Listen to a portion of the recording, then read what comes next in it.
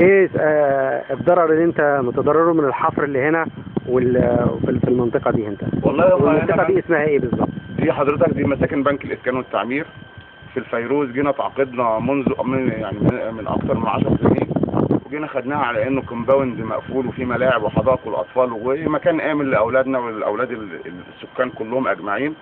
جينا لقينا المهندس محمد فتحي، كنا احنا في المحافظه عشان نمنع وقف هد الملعب والحاجات دي والجناين اللي فيها اللي تعدى على الجناين والملاعب لإقامة عمارات، ضربة في الملاعب عشان لإقامة شاليهات وإقامة بتاع. فجاي عايز يمحي اللي كان هنا في ملاعب وجناين بحيث ان احنا نتحط تحت امر الواقع.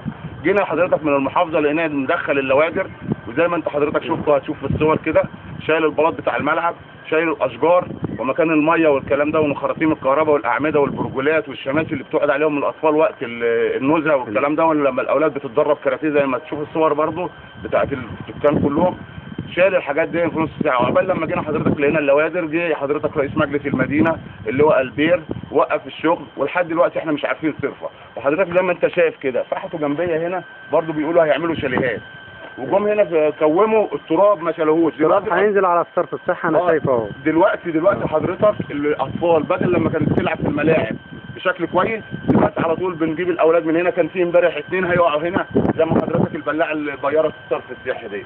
والحفر حضرتك هنا تسبب في شروخات وتصدعات في البيت، واخد بالك. وجبنا امبارح مهندس من مجلس المدينه عاين بعض التلفيات ومعانا صور. وحضرتك المفروض هنا دي واجهه، تعالى كده يا فندم بقى.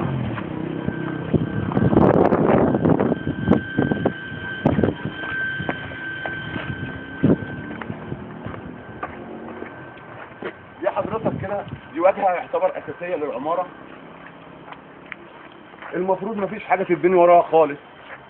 بصينا لقينا فحت من ورانا ومن جنبنا وبيقفلوا علينا، والردم زي ما انت شايف كاننا مش بشر. فانا عايز ارجو من سيادتك ومن سيد رئيس الوزراء الاهتمام بالملاعب وباطفالنا عشان ما يقعدوش على الارصفه. احنا مش كفره، بنك التخريب والفساد مش بنك التعمير والاسكان. احنا هنا عشنا مأساة محدش عايشها خالص زي ما انت شايف. حتى الردم والحاجات اللي فاحتينه حاطينه يعني بص، قفلوا لنا الشقق بتاعتنا وخربوا لنا البيوت وخربوا لنا المعالم. بصالح مين؟ بصالح مين الكلام ده كله؟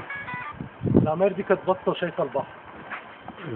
العماير دي كانت باصه كلها شايفه البحر. كده خلاص الرؤيه انعدمت من البحر، بقينا شايفين اطلال كده وتراب وقرف، وبنكح تراب من اللي موجودين هنا. الولاد بينزلوا بيقعوا بيلعبوا في التراب بعد ما كانوا بيلعبوا في الملاعب وبيلعبوا رياضات ممتعه، وهم بيلعبوا في التراب وفي البيارات. الولاد كانوا هتقع امبارح في البيارات. انا مش عارف لصالح مين ومين بيحاسب مين مين المسؤول. اتعمدوا اللي يموتوا الزرع يعني بيهدونا يعني بقالهم 3 ايام ولا 4 ايام وقفوا كده الوضع. بيهدونا ولا هيسيبوها كده بعد ما كانت جميله بقى وظله بقت صحراء وخرابه؟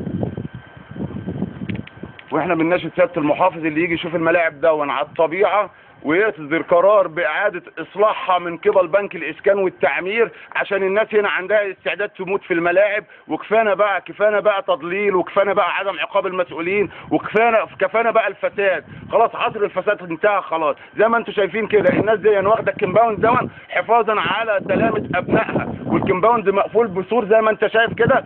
طب ما انا ممكن اسكن في اي حته بقى شعبيه.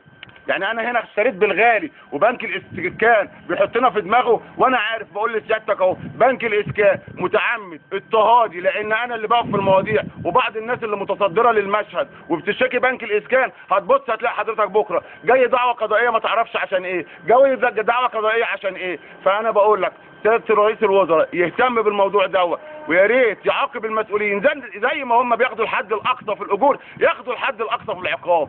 كده المفروض المسؤول ده ما يتعاملش زي المواطن. ليه؟ لان بياخد وقاعد على مكتب وتكييف والكلام ده. معنى للمنظر ده كده يبقى احنا مش في دوله. احنا لو في اسرائيل مش هيبقى فيه كده خالص.